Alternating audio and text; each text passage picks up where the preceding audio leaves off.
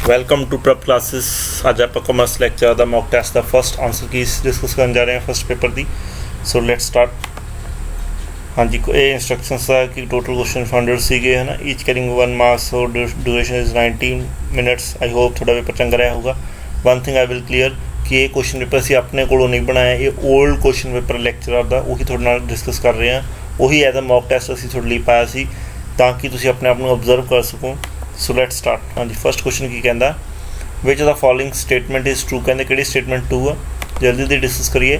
The agreement कहते compulsory word आ गया, पर पार्टनरशिप के अंदर आप ओरली भी कर सकते हैं पार्टनरशिप, बट सो ये गलत हो गया है ना। कंपलसरी नहीं होंगे कि रिटर्न नहीं करनी है।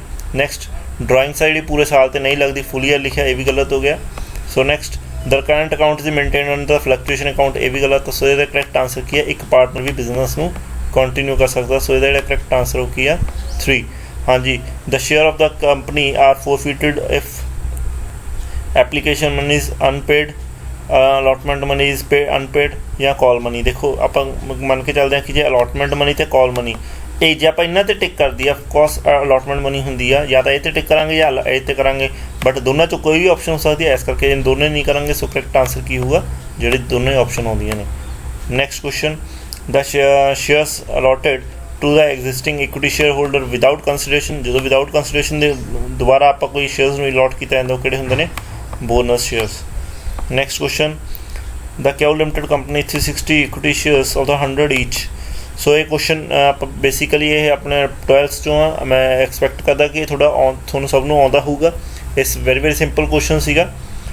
सो ये करैक्ट आंसर आप इतने डिस्कस करते हैं। फिर भी जो किसी ने ये डाउट हुई कि किमें कैलकुलेट करना, सो उस रिलेटेड मैं थोड़ा वीडियो जरूर सेंड कर दूँ, मैंने कमेंट के दस दो कि असीं ये क्वेश्चनस नूं डिस्कस करना चाहते हैं। सो बट बेसिकली इत्थे दा जिहड़ा करैक्ट आंसर वो की है 70 to 100। सो ये ऑप्शन की है 2। Next question after the redemption of the debenture या डिबेंचर रिडम्पशन रिजर्व अकाउंट। कहते मतलब जो आप डिबेंचर्स रिडीम कर लिया, फिर डिबेंचर रिडम्पशन रिजर्व जो कोई पैसा बचता तो उन्होंने आप कितने ट्रांसफर करते हैं। Very important question. सो उन्होंने आप ट्रांसफर करते हैं जनरल रिजर्व के अंदर। Next question which the following is not true as an advantage of the computerise accounting system. Storage की एडवांटेज, एक्यूरेसी की एडवांटेज है, क्वालिटी की एडवांटेज है, की एडवांटेज नहीं गी staff opposition. So correct answer is 4। Next the mean and the mode. हाँ जी, फॉर्मूला थोड़ा पता ही है, mode equals to 3 mean minus 2 median. So जो तुम कैलकुलेट करोगे बच्चे की करते हैं 3 मीन कर लेंगे, 5 से 15 कर देंगे, जाके Z के नाल उधर जाके माइनस कर देंगे, तेनों आंसर 10 आ जाता। बट ये जो करैक्ट आंसर आ 7th का जो करैक्ट आंसर आ वो की आ 1 क्यों आ, जो 2 ना भी डिवाइड करना जो मीडियम के अगे लग्या। सो इसका करैक्ट आंसर कैलकुलेट करके देखोगे आप फॉर्मूला करके तो तुम्हें पता लग जाए जो करैक्ट आंसर किया 1st। नैक्सट क्वेश्चन हाँ जी, the marks obtained by the students in examination following a normal distribution is 80 with the mean and the standard deviation is 20 if the marks scored who appeared in the examination 96। मैं थोड़ा करली थे clear कर देना कि इस question के answer मतलब क्वेश्चन के गड़बड़ सी।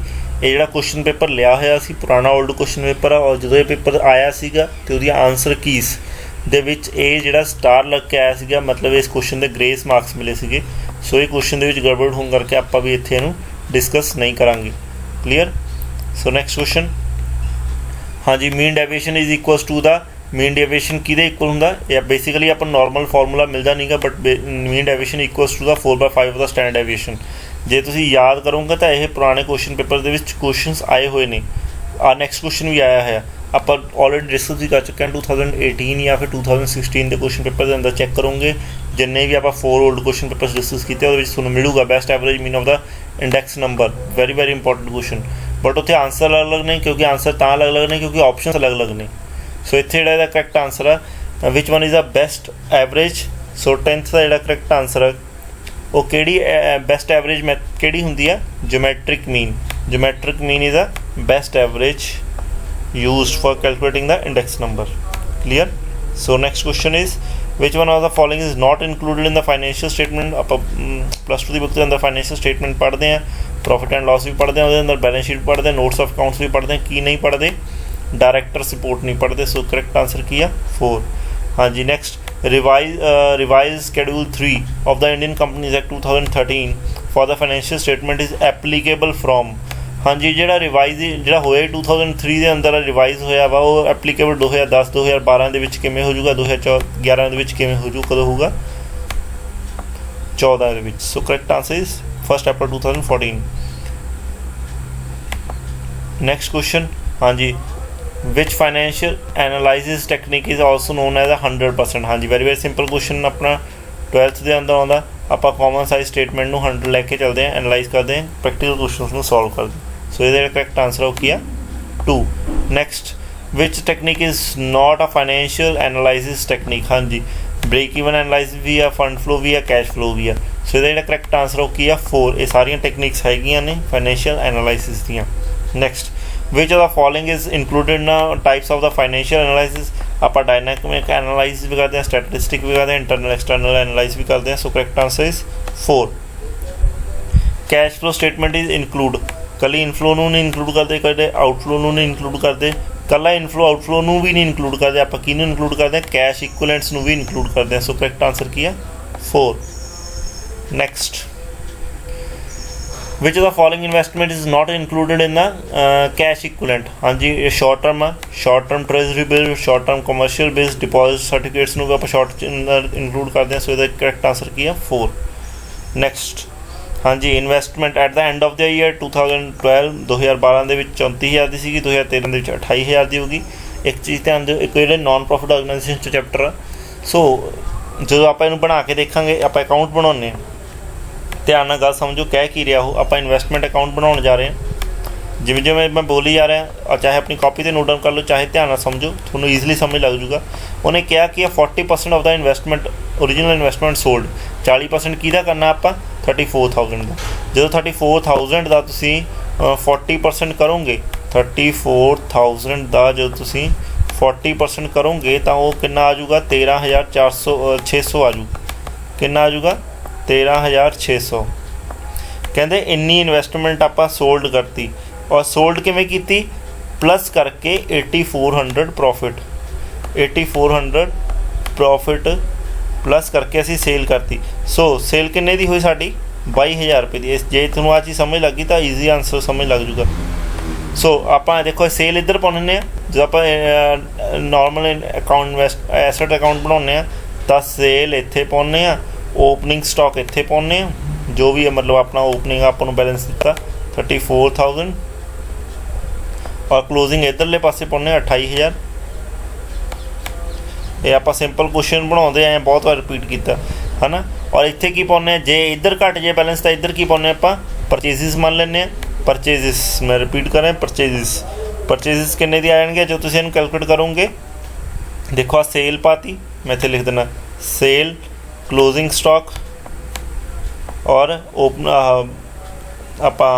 ओपनिंग स्टॉक पाता, और पहले आप प्रॉफिट पाने, प्रॉफिट कितना अपना 8400, प्रॉफिट कितना 8400। जेड़ा हुण दोनों का बैलेंसिंग करके देखो, लैफ्ट हैंड साइड का एसेट्स मतलब टोटल करो अकाउंट्स में क्लोज करके, जो तुसीं इहदी बैलेंसिंग करोगे तो थोड़ी इधरले पासे परचेजिज निकलूगी 7600 की, 7600। बट बेसिकली आपां नूं इत्थे उन्हें पूछा कि समझो अपने इत्थे परचेजिज कितनी आ गई 7600, उन्हें पूछा कैश यूज़, वैसे तो कैश यूज़ होया 7600, बट आपां ओवरऑल उन्हें एंड ऑफ द ईयर पूछा। बट हुण आप इत्थे जो तुसीं कैलकुलेट करोगे, देखो इनफ्लो कितना होया 22,000, इनफ्लो कितना होया 22,000 क्योंकि असीं सेल की सानूं पैसा आया। फिर कैश यूज़ कितना कीता उहदे चों 7600। आप बैलेंसिंग कितों आया 7600, जो तुसीं इहदी बैलेंसिंग करोगे अकाउंट नूं क्लोज करोगे डेबिट क्रेडिट नूं, जिहड़ी बैलेंसिंग आऊगी परचेज बन जाती अपनी। ये तुसीं कीता है प्रैक्टिकल क्वेश्चन जी 7600। सो इहदा जिहड़ा बैलेंस आऊगा 14,400, 14,400 की आ गया अपना, ये आ गया कैश फ्लो इनफ्लो होया, क्योंकि 22,000 की सेल सी, परचेज अपनी थोड़ी हुई है, मतलब पैसा गया घट आ आया ज़्यादा, 22,600 गया। सो 14,000 की है इनफ्लो है। सो बेसिकली क्वेश्चन के पूछा गया कि कैश यूज़। सो ये अपनी ऑप्शनस कितने भी नहीं मिलती 14,400। ये क्वेश्चन की भी ग्रेस मार्क्स मिली सी, मैं थोड़ा तो प्रैक्टिकली करके दिखाया ताकि थोड़ा यकीन हो जाए कि ये इनकरैक्ट आंसर आ। क्वेश्चन कोई प्रॉब्लम नहीं, बट ऑप्शनस नहीं दित्तियां, ऑप्शन के गड़बड़ आ। सो इस करके करैक्ट इनकरैक्ट आंसर है, इसका जो करैक्ट आंसर हो कि ना 14,400। नैक्सट क्वेश्चन, हाँ जी, the average annual consumption of a material is 18,200, price 36,000 है ना। स्टोरेज कॉस्ट 20% ਦਿੱਤੀ ਹੈ, ਕਿਹਦੇ ਤੇ ਲਾਉਣੀ ਆਪਾਂ ਇਨਵੈਂਟਰੀ, ਐਵਰੇਜ ਇਨਵੈਂਟਰੀ ਤੇ ਕਾਸਟ ਆਫ ਦਾ ਆਰਡਰਿੰਗ। और ਆਪਾਂ ਨੂੰ EOQ कैलकुलेट करने किया गया। जे ਆਪਾਂ ਨੂੰ EOQ ਦਾ ਫਾਰਮੂਲਾ पता, EOQ ਦਾ ਕੀ ਫਾਰਮੂਲਾ ਹੁੰਦਾ, EOQ ਦਾ ਕੀ ਫਾਰਮੂਲਾ ਹੁੰਦਾ, ਇਕੁਅਲਸ ਟੂ √2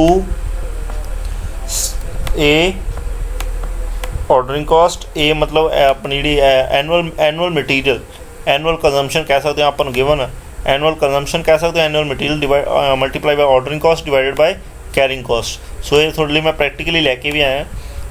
आ देखो अपन क्वेश्चन के EOQ आ फॉर्मूला होंदा वा। सो A for annual requirement, O for ordering, C for carrying cost. Clear.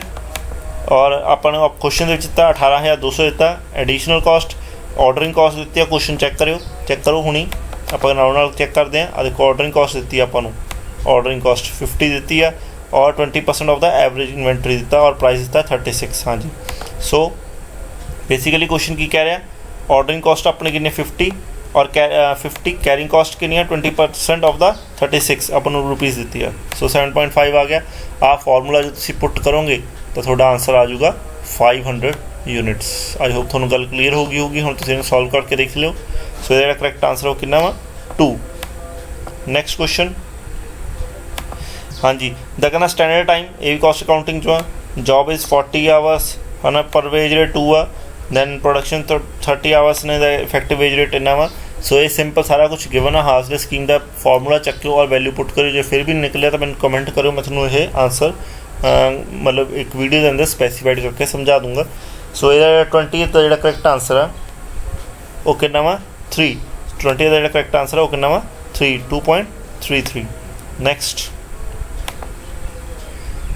Question, हाँ जी, the cost of manufacturing of the 200 units is 1600 और 400 units is 2000। Find out the fix cost. हुण एक गल ध्यान रखियो, जे मेरी आ गल समझ गए तो थोड़ा आंसर ईजिली आ जाएगा। देखो चाहे मैं 1 यूनिट प्रोड्यूस करा, चाहे मैं 10 यूनिट करा, जे मेरी फिक्स कॉस्ट 50 रुपये आ तो वो 1 प्रोडक्ट पर भी 50 रुपये रहने और 10 प्रोडक्ट पर भी 50 रुपये ही रहनी है। सो बस आ गल समझ रखियो कि मेरी फिक्स कॉस्ट हमेशा फिक्स रहिंदी है और आउटपुट दे चेंज होना फिक्स कॉस्ट नहीं चेंज होंगी। बस हुण जे तुसीं आ क्वेश्चन सॉल्व करोगे तो थोड़ा ईजिली आंसर आ जाऊगा। देखो 200 यूनिट्स इत्थे लिख लेने आप। देखो 200 यूनिट्स बनाउण दे लई कहते साढ़े 1600 रुपये लगते हैं और 400 यूनिट्स बनाउण दे लई 2000 लगता। बस हुण मेरा एक क्वेश्चन जो मैं तुहानूं शुरुआत समझाया सी कि 1 यूनिट नूं समझाओ, 1 यूनिट नूं बनाउण दे लई अपनी जिहड़ी फिक्स कॉस्ट आ वो कितनी आ 50 रुपये और 10 यूनिट्स नूं बनाउण लई भी अपनी फिक्स कॉस्ट कितनी आ 50 रुपये। हुण 200 यूनिट्स नूं बनाउण दे लई भी फिक्स कॉस्ट उन्नी ही रहूगी जिन्नी 400 यूनिट्स नूं बनाउण दे लई। सो जिहड़ा चेंजिस आउंदे ने वो कित्थे आउंदे ने, वो आउंदे ने वेरीएबल कॉस्ट दे अंदर। वेरीएबल आ जिन्नी भी मतलब 200 यूनिट्स नूं बनाउण ते लगे ते 400 यूनिट्स नूं बनाउण लगे 2000 रुपया लग्या, तां जिहड़ा चेंजिस आया अपनी टोटल कॉस्ट दे विच 400 रुपये का 1600 तो बाद 2000 तक पहुँचने लिए आया। दैट मीनस ये 200 यूनिट्स बनाने का है। सो इतने वेरीएबल कॉस्ट आप ईजिली कैलकुलेट कर लेंगे। 400 बटे 200 करोगे थोड़ी वेरीएबल कॉस्ट है जी निकल आऊगी। 400 बटे 200 करोगे तो थोड़ी वेरीएबल कॉस्ट आ गई। साड़ी वेरीएबल कॉस्ट हैगी जी 2 रुपये। हुण क्वेश्चन ईजी हो गया। 2 रुपये नूं मल्टीप्लाई करो 2 दे नाल 200 नाल तां साडी 400 बनी variable cost. But sari total cost कितनी लगी जी 1600। 1600 चो 400 बाकी साडा की है फिर वेरीएबल कॉस्ट। अच्छा मैनू डाउट हो गया कि इत्थे मेरा आंसर सही हो सकता है गलत होगा। मैं दोबारा चेक कर लेना। 400 नूं 2 नाल मल्टीप्लाई करो वेरीएबल कॉस्ट कितनी बनती है जी 800। बट मेरी टोटल कॉस्ट कितनी लगी जी 1200। हुण 800 चो 1200 माइनस करोगे तो भी थोड़ा करैक्ट आंसर कितना आ जाऊगा 1200 आ जाऊगा। 800 नूं 2000 चो माइनस करोगे तो भी थोड़ा करैक्ट आंसर कितना आ जाऊ 1200 रुपये। Next question, which are the following expenses not included in the cost. हाँ जी किहड़ा एक्सपेंस है कॉस्ट नहीं इंक्लूड किया जाता। सो द आंसर है करैक्ट आंसर है की है interest on loan. Next question, meaning of audit. हाँ जी मीनिंग ऑफ ऑडिट, ऑडिट का मतलब ही की होंदा एग्जामिन करना, एंटर करना अपना अकाउंटिंग के अंदर आंदा, एग्जामिन करना ऑडिटिंग होंदा। Next question, which the following is not true. हाँ जी किहड़ा ट्रू नहीं गा। देखो आप ट्रू की गल करते हैं। पहला सेंट्रल गवर्नमेंट एक स्पैशल ऑडिट करवा सकती है जेकर गवर्नमेंट को लगता वा कि कोई कंपनी घपला कर रही है तो अपनी ऑडिटिंग बिठा देती है। नैक्सट जे ऑडिटर ਨੂੰ ਪਹਿਲਾਂ ਟਰਮੀਨੇਟ ਕਰ ਦਿੱਤਾ ਜਾਂਦਾ ਤਾਂ ਵੀ ਉਹ ਆਪਣੇ ਪੂਰੀ ਹੋਰ ਸਰਵਿਸ ਦੇ ਪੈਸੇ ਲੈ ਕੇ ਜਾਊਗਾ, ਪੂਰੀ ਸਰਵਿਸ ਰੈਮੂਨੇਸ਼ਨ ਪੂਰਾ ਮਿਲੂਗਾ ਉਹਨੂੰ। ਸੋ ਇਹ ਵੀ ਟਰੂ ਆ, ਇਹ ਵੀ ਟਰੂ ਆ। Next company auditor is appointed under ਦਾ, ਸੋ ਇਹ ਵੀ ਟਰੂ ਆ ਕਿ ਕੰਪਨੀ ਜਿਹੜਾ ਅਪॉइंट ਕਰਦੀ ਆ 224 ਦੇ ਅੰਦਰ ਕਰਦੀ ਆ। Next auditor can not be file, मैं ऊपर ही कह के हटे कि उन्होंने पूरे पैसे मिलते हैं, फिर वो फाइल क्यों नहीं कर सकता जो कोई नहीं देगा। सो इस करके किया अनट्रू है, करेक्ट आंसर है 4। हाँ जी, which one is the following is not a mathematical average. हाँ जी, मैथामैटिकल एवरेज किहड़े नहीं गी, जो 25th का करेक्ट आंसर है, ये बहुत इंपॉर्टेंट है मैथामैटिकल एवरेज। करेक्ट आंसर की है ए, मतलब फर्स्ट मीडियन जो मैथामैटिकल एवरेज नहीं गया, याद रखियो। हाँ जी, appointment of the authority of the companies auditor. हाँ जी, किहदे कोल अथॉरिटी है कि ऑडिटर नूं अपॉइंट कर सके। बोर्ड ऑफ डायरैक्टर्स भी ऑडिट कर सकता है, जो शेयर होल्डर गवर्नमेंट लगती है, शेयर होल्डर भी अपॉइंट करते हैं। सेंट्रल गवर्नमेंट की आप ऊपर गल कर चुके हैं कि वो भी अपॉइंट कर सकती है। So correct answer is all of above. Next question, the auditor is a watch dog. कहते ऑडिटर सिर्फ वॉच कर सकता किसी कंपनी के अकाउंट्स नूं। He is not a blood hounded, मतलब वो किसी कंपनी नूं मतलब ऐ नहीं कह सकता कि तुसीं गलत किया, मतलब उन्होंने कोई पॉइंट आउट नहीं कर सकता। एक केस कित्थे आया सीगा, एक केस आया सी किंगस्टन दा कॉटन मिल्स केस का, जिहदे अंदर मतलब जो केस फाइल होया सी, फिर उत्थे डिसीजन लिया गया सी कि ऑडिटर जिहड़ा वो सिर्फ अकाउंट्स चैक करूगा, अदरवाइज कोई भी कंपनी नूं क्लेम या ब्लेम नहीं करूगा। So next question, the probability of the cricket team winning a match Mumbai is 2/5, losing match in Agra 1/5, what is the probability। Basically हुण आपां नूं प्रोबेबिलिटी के क्वेश्चन बहुत घट आउंदे आ, सो बट इहदा करेक्ट आंसर की आ 1। Next question, very simple question आया है सीगा, जे तुसीं कैपिटल स्ट्रक्चर कैपिटल बस्टिंग कीता है तो ये बहुत सौखा क्वेश्चन सीगा। 29th जिहड़ा करेक्ट आंसर आ, देखो कहता कि आपां नूं प्रोजेक्ट की कॉस्ट दी स्क्रैप वैल्यू दी है, दैन उत्ते डेप्रीसीएशन ईयर टू ईयर दिता, आपां माइनस करके टैक्स लगा के ईजिली स्ट्रेट लाइन मैथड दे नाल आपां उहदी वैल्यू कैलकुलेट कर लाँगे। सो ये करेक्ट आंसर है वो की है 29 का जो करेक्ट आंसर है 10.67। फिर भी जो किसी बच्चे डाउट लगे तो मैं जरूर पूछो, मैं थोड़ी इसकी वीडियो बना के स्पैसीफिकली आंसर प्रोवाइड करवा दूँगा। नैक्सट, हाँ जी, national rural employment guarantee scheme. हाँ जी, कदों आई सी नैशनल रूरल गारंटी स्कीम 30 का जो करेक्ट आंसर है वो की है 10th 5 ईयर प्लान के अंदर ये स्कीम आई सी। Next, which the following option is the main cause of the poverty. हाँ जी, कहते किहड़ा, देखो असल दे जो पॉवर्टी के इकल्ले कॉज पूछता, जे कहता कि विच one is the option of the cause of the poverty, तो शायद आप आंसर ऑल ऑफ बल्ब लगा देंगे, बट एक वर्ड लिखा आया, जे इस वर्ड में जी मैं सर्कल किया, जो समझ दो दैट मीनस आप मेन तो फिर एको ही होंगे ना, एको ही चीज़ पूछी उन्हें। सो एक किहड़ी होगी, अंडर डेवलपमेंट। जी अंडर डेवलपमेंट होगी वो अंदर पॉवर्टी की जी मेन समस्या रहूगी ही रहूगी। So next question, absolute poverty is the study of the 1%। Next question, which the following is central corporate bank provides agriculture credit and, मतलब जी कॉर्पोरेट बैंक्स ने किस तरीके का लोन प्रोवाइड कर दिए, शॉर्ट टर्म और मीडियम टर्म, लॉन्ग टर्म नहीं प्रोवाइड कर दिए। Next question, alternative farming is required when there is a increase in disparity, lack of institutional changes या increase in regional disparity. So 34th का जो correct answer है वो की है all of above. Next question, हाँ जी, characteristics of the corporative is voluntary organisation. Voluntary organisation is एक स्पेसिफिक कैरेक्टरिस्टिक था। Next, which of the for term land development bank provide a loan. हाँ जी, ये थोड़ा पता होना चाहिए कि जी लैंड डेवलपमेंट बैंक किस तरीके का लोन सर्विसेज प्रोवाइड करती है। 36th का जो करेक्ट आंसर है वो किया लॉन्ग टर्म। थोड़ा पता होना चाहिए, देखो लास्ट आप क्वेश्चन किया शॉर्ट टर्म तो मीडियम टर्म सीगा। सो जी लैंड डेवलपमेंट बैंक की प्रोवाइड कर दिया long term loan. Next, political significance in a rural development is decentralization of the power. Rural development के अंदर पोलिटिकल की इंपॉर्टेंस है कि वो डिसेंट्रलाइजेशन ऑफ द पावर कर दे। Next question, which the following industrial sources of the rural credit in India. हाँ जी, केड़ा इंस्टीट्यूट है। सो बिना कुछ सोचे समझे very simple question, rural area में इक्को ही है, वो हैगी है कॉर्पोरेटिव बैंक्स। नैक्सट क्वेश्चन हो चुके। नैक्सट क्वेश्चन,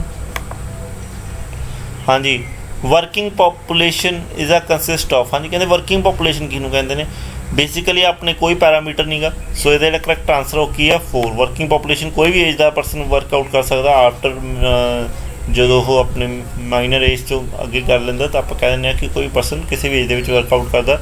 एज टू फिर 50 to 30 नहीं गा, 50 to 60 भी नहीं गा। वैसे मतलब अपने कह देंगे कि गवर्नमेंट एज है जी 60 रिटायरमेंट है, तो बेसिकली बच्चे की है ऑप्शन ए पा देंगे, बट ये गलत है। उन्होंने कोई स्पैसीफिक पैरामीटर नहीं गा। सो ਇਹਦਾ ਜਿਹੜਾ ਕਰੈਕਟ ਆਨਸਰ 39 ਦਾ ਜਿਹੜਾ ਕਰੈਕਟ ਆਨਸਰ ਉਹ ਕੀ ਆ 4। Next employment assurance scheme was started, हाँ जी ये कदों स्टार्ट हुई सी अक्तूबर 1993 के अंदर। Next employment is related to the working population. Next question the food security scheme for a senior citizen is Annapurna is a food security scheme for a senior citizen. Next new economic reform was started in India, कदों start हुई सी जी 1991 ਦੇ ਵਿੱਚ, sorry 1991 ਦੇ ਵਿੱਚ। Next question which of the following is a negative, याद रखियो negative implication of the globalisation. हाँ जी नैगेटिव पूछा, expansion of the marketing positive है, free determination of the product capacity positive है, टेक्निकल डेवलपमेंट पॉजिटिव है। So correct answer is 3। Next feature of the privatism includes, हाँ जी प्राइवेटिज्म के की फीचर्स ने वर्किंग एफिशिएंसी बढ़ती है, इकनॉमिक डेमोक्रेसी होंगी है, प्राइवेट सैक्टर कवर करता। So correct answer is 4। Next objective of the privatism, हाँ जी की ऑब्जेक्टिव होगा प्राइवेटिज्म का 46 का करेक्ट आंसर है 4 all of above. Rapid industry development भी होंगी है, इंडस्ट्रियल फेस भी आता, डेवलपमेंट कंपीटिटिव मार्केट्स भी डेवलपमेंट होती है, कंपटीशन भी बढ़ता। सो correct answer is 4। Next finance commission is constituted by the president, किसके द्वारा किया जाता है, प्रेजिडेंट द्वारा। Next question which the following is not a technique of the monetary policy analysis, हाँ जी कि मॉनिटरी पॉलिसी टेक्निक नहीं गी। रैपिड रेशो, क्रेडिट रेशो ये सारे है, इन्वेस्टमेंट गवर्नमेंट सिक्योरिटीज़ भी है। सो करेक्ट आंसर किया 4, कि नहीं गी, नॉट पूछा ना उन्होंने।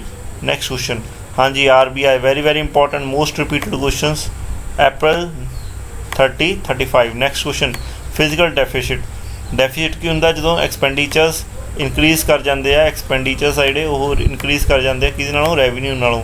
सो बेसिकली जो थोड़ा फॉर्मूला याद है तो थोड़ा इतने ऑप्शन मिलूगी, बट इतने जो करैक्ट आंसर है वो की 4। Next question which the following is are not a characteristics of the Indian economy, हाँ जी इंडियन इकॉनमी का किहड़ा करैक्टरिस्टिक्स नहीं गा।